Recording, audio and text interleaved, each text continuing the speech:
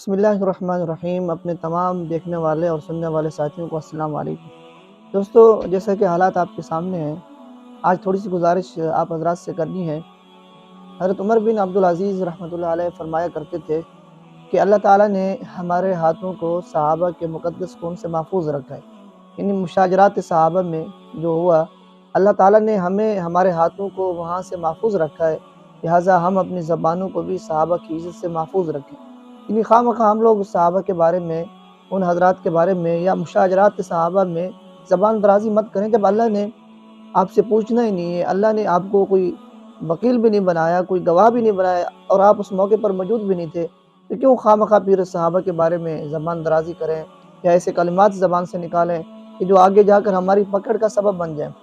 तो यही मैं अपने उन साथियों से, जो जमात अहले सुन्नत वल जमात के कारकुन हैं, जो एक तरफ मौलवी आज़म साहब की साइड पे होकर दूसरी तरफ को गालियाँ दे रहे हैं, और जो दूसरी तरफ के अहबाब हैं मौलाना अहमद लुधियानी साहब के, वो इनको गालियाँ निकाल रहे हैं।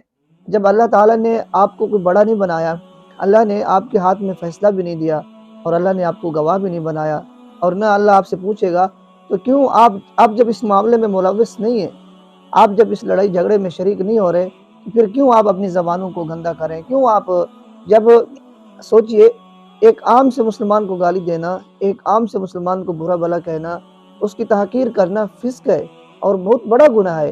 जैसे आपने सुना है कि एक हदीस मुबारका का मफ़हूम है, अल्लाह के पैगम्बर सल्लल्लाहु अलैहि वसल्लम ने फरमाया कि काबे को गिरा देना इतना गुनाह नहीं है जितना मुसलमान की तहक़ीर करना, मुसलमान की बेहुर्मती और बेइज़्ज़ती करना।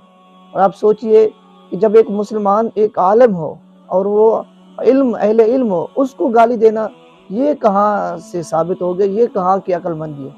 अब मैंने पिछली जितनी वीडियोज़ बनाई, आप उनके कमेंट बॉक्स में चले जाएँ, वहाँ कमेंट बॉक्स में लोगों के कमेंट्स पढ़कर अफ़सोस होता है इंसान को कि यही लोग सहाबा के मानने वाले हैं, यही लोग अपने आप को मुसलमान कहते हैं, जो एक तरफ मौलवी आज़म साहब को गालियाँ दे रहे हैं या दूसरी तरफ अहमद लुधियानी साहब को गालियाँ दे रहे हैं। तो गुज़ारिश इतनी है, आप अगर कुछ कर सकते हैं तो मामले के लिए दुआ कीजिए। अगर आप दुआ नहीं कर सकते, तो खुदारा अपनी लंबी ज़बानों को उलमा की इज़्ज़त से, उलमा की तहक़ीर से महफूज रखिए। अक्लमंदी से काम लीजिए।